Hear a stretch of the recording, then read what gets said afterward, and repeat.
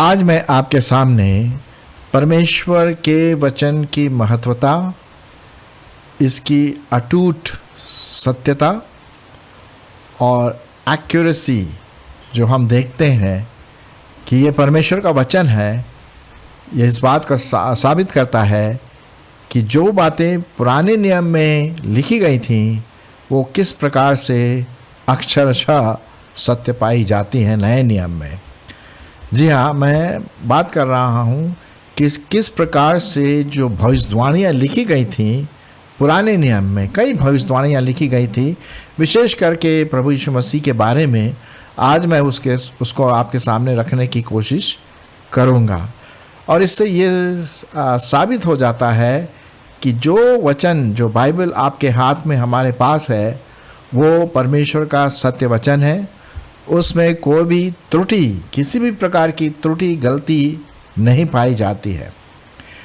और ये जो किताब है बाइबल, ये पूरी दुनिया में एक ही ऐसी किताब है जो सत्य है। हम देखते हैं कि प्रभु यीशु मसीह ने एक बार कहा था इस बात को कि सत्य के द्वारा उन्हें पवित्र कर, क्योंकि तेरा वचन सत्य है। ये हम पढ़ते हैं यूहन्ना उसका 17 अध्याय और 17वें पद में।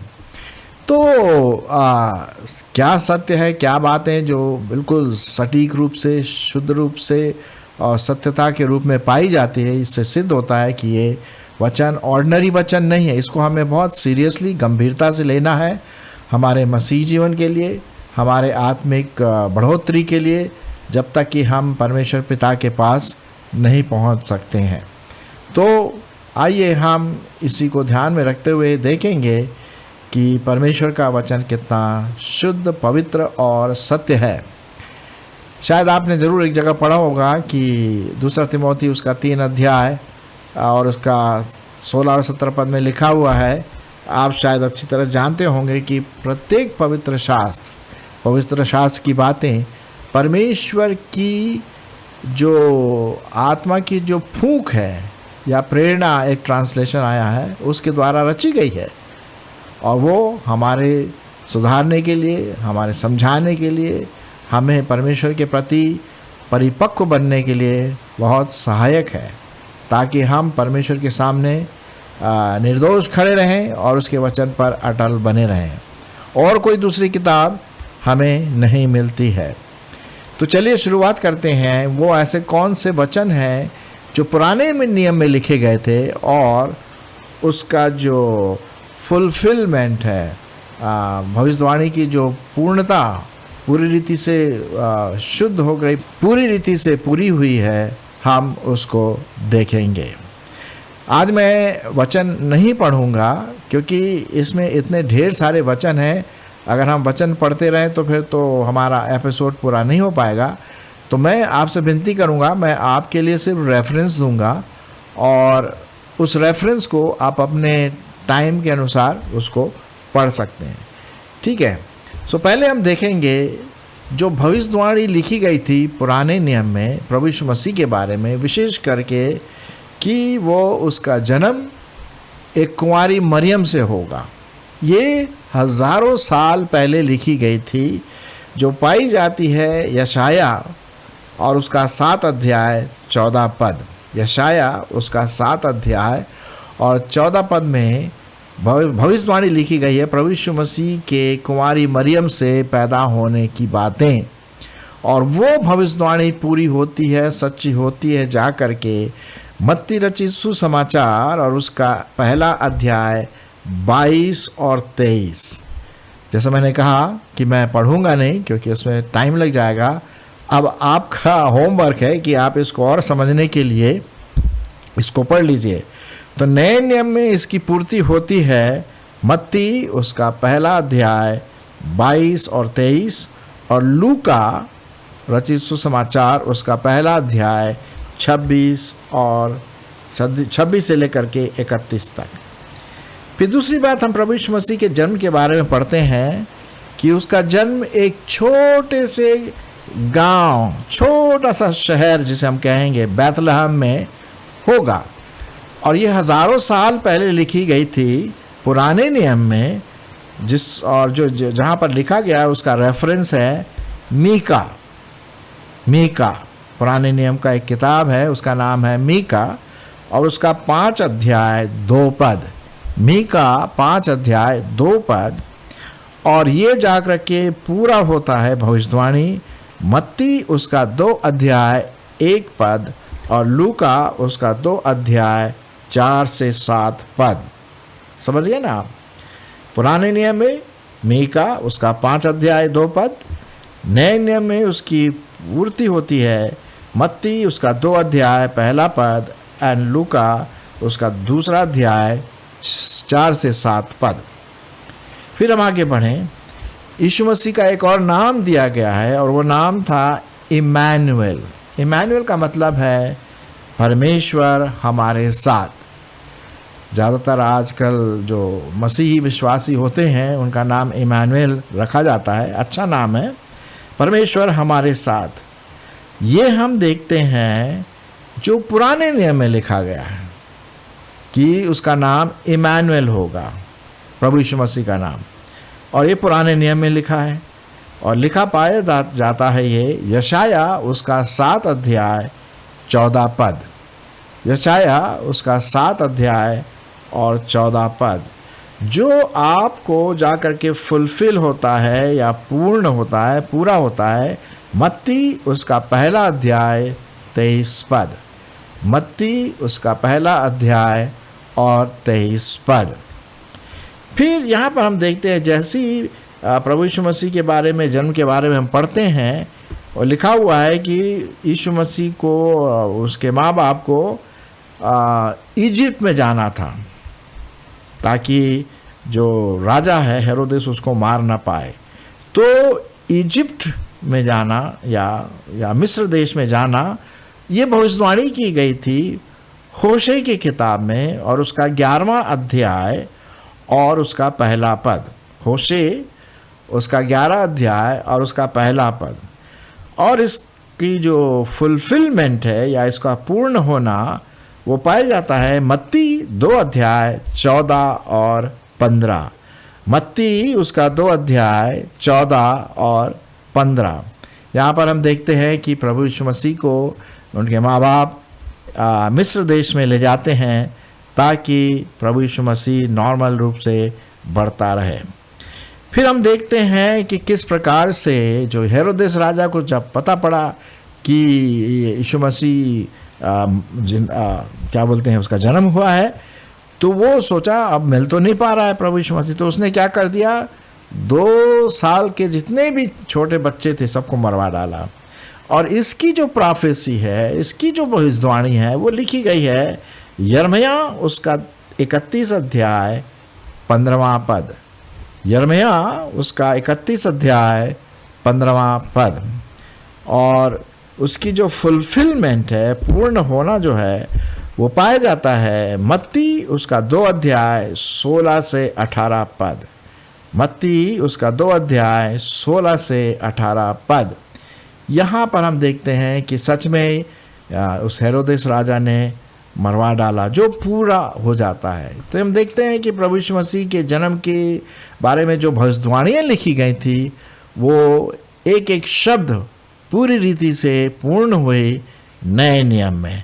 तो इससे यह सिद्ध होता है कि ये जो बाइबल हमारे हाथ है, हमारे पास में है, ये ऑर्डिनरी किताब नहीं है और किसी दूसरे किताब के समान। ये परमेश्वर का वचन है जो पवित्र आत्मा ने अपने फूंक के द्वारा लिखा। चलिए और आगे बढ़ते हैं।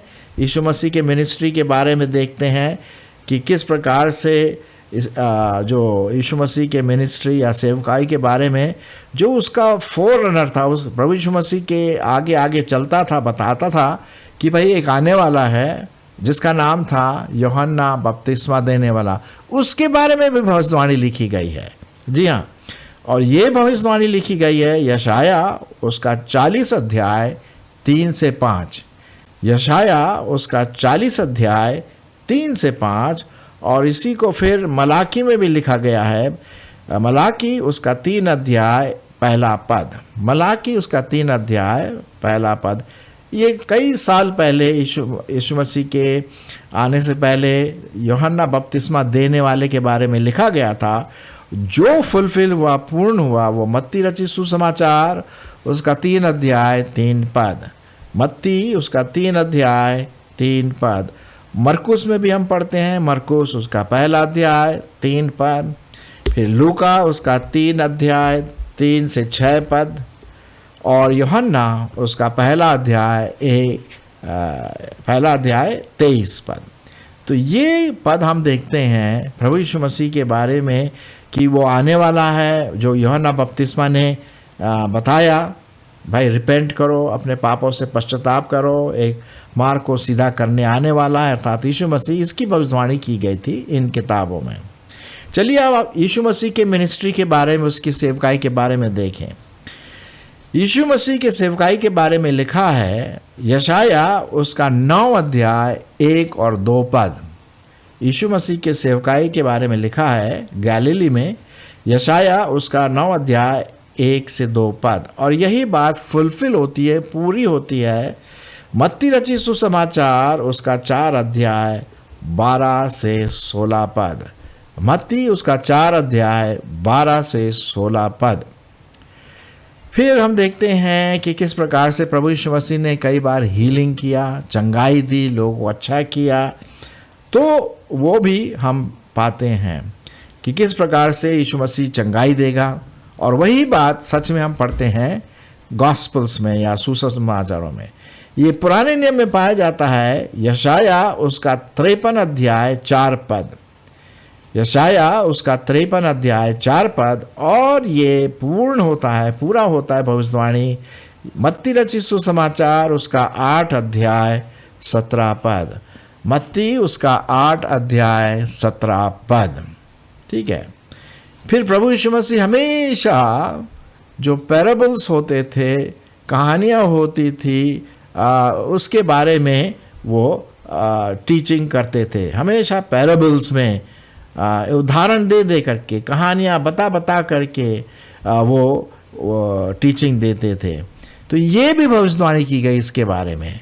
पाया जाता है भजन संहिता 78 और उसका 2 पद, भजन संहिता 78 और उसका 2 पद, जो कि नए नियम में पूरा होता है 13 अध्याय 34 से 35 पद।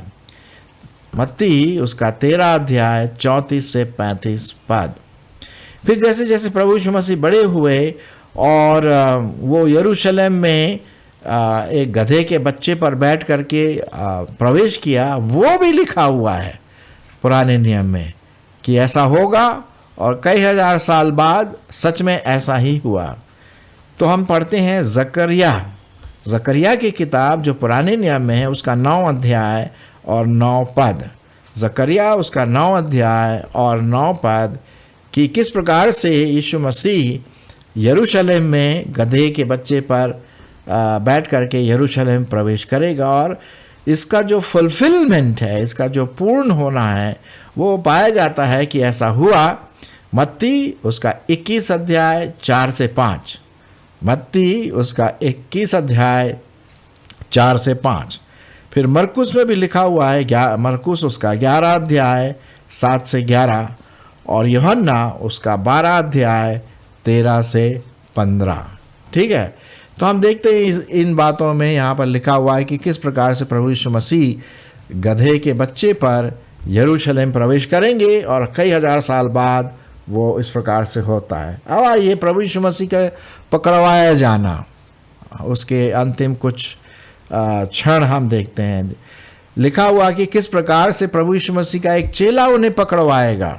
जी हाँ, उसका अपना दोस्त, अपना जो उसके साथ खाता पीता था।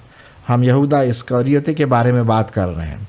और ये लिखा है, इसकी जो भविष्यवाणी की गई है भजन संहिता उसका 41 अध्याय 9 पद, भजन संहिता 41 अध्याय 9 पद, और जकरिया उसका 11 अध्याय 12 से 13 पद, जकरिया उसका 11 अध्याय 12 से 13 पद। और ये जाकर के पूर्ण होता है मत्ती रचित सुसमाचार उसका 26 अध्याय 14 से 16, और यूहन्ना उसका 13 अध्याय 18 पद। तो हम देखते हैं कि ये हजारों साल के बाद ये भविष्यवाणी पूरी हुई कि सच में यहूदा ने उसको अपने दोस्त ने, अपने शागिर्द ने, अपने चेले ने जो यीशु मसीह के थे पकड़वाया। ठीक है। और फिर ये भी लिखा हुआ है कि ये जो यहूदा इस्करियोती है किस प्रकार से 30 चांदी के सिक्के लेकर के पकड़वाएगा यीशु मसीह को, ये भी लिखा हुआ है। ये हम पढ़ते हैं भविष्यवाणी जकरिया उसका 11 अध्याय 12 से 13 पद, जो कि नए नियम में पूर्ण होता है। मत्ती उसका 27 अध्याय 9 से 10 पद, जहाँ पर हम पढ़ते हैं कि वो 30 चांदी के सिक्के के लिए प्रभु यीशु मसीह को पकड़वाया। तो ये प्रियो, हम ये जो मैं आपके सामने पढ़ रहा हूँ ये पुराने नियम की भविष्यवाणी है जो हजारों साल पहले लिखी गई थी, और जो नए नियम में वो पूरी होती है। इससे सिद्ध होता है कि हमारे पास जो बाइबल है वो परमेश्वर का वचन है। चलिए और आगे हम पढ़ते हैं कि किस प्रकार से प्रभु यीशु मसीह के हाथों में कीले ठोकी जाएंगी। हजारों साल पहले लिखा गया था, एक्चुअल होने से पहले, ये भविष्यवाणी के रूप में, और एक्चुअली में ऐसा हुआ। भजन संहिता उसका 22 अध्याय 16 पद, भजन संहिता उसका 22 अध्याय और 16 पद, और जकरिया उसका 12 अध्याय 10 पद।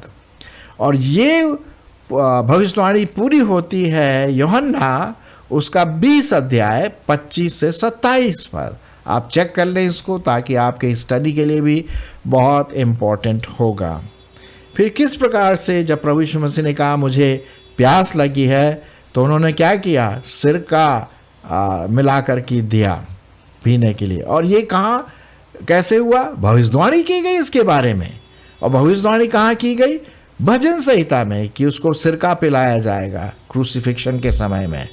भजन संहिता उसका 69 है, 69, चैप्टर 69 और उसका 21 पद। और ये पूरा होता है ये भविष्यवाणी मत्ती रचित सुसमाचार उसका 27 अध्याय 34 पद, मत्ती उसका 27 और अध्याय 34 पद, और यूहन्ना उसका 19 अध्याय 28 से 30 पद। आशा है कि आप बोर नहीं हो रहे हैं, क्योंकि ये सब मैं इसलिए बता रहा हूँ आपको बताने के लिए कि भविष्यवाणी जो लिखी गई ऐसे वैसे नहीं लिखी गई, ये पवित्र आत्मा के द्वारा लिखी गई और एक एक शब्द पूरा हुआ। फिर लिखा हुआ है कि यीशु मसीह के जो पैर है उसके बोन्स को, उसके जो बोन्स होते हड्डियाँ उसको नहीं तोड़ी गए। ये पाया जाता है निर्गमन उसका 12 अध्याय 46 पद और भजन संहिता उसका 34 अध्याय 20 पद। और ये हम पढ़ते हैं यूहन्ना रचित सुसमाचार उसका 19 अध्याय 33 से 36 पद, जहाँ पर सचमुच में जब जो सरदार आए, सिपाही लोग आए यीशु मसीह के पास, देखे कि इसके टांग की जो बोन है तोड़े, लेकिन वो मर चुका था इसलिए नहीं तोड़ा। तो देखते ही हैं कि किस प्रकार से ये पूर्ण हुआ।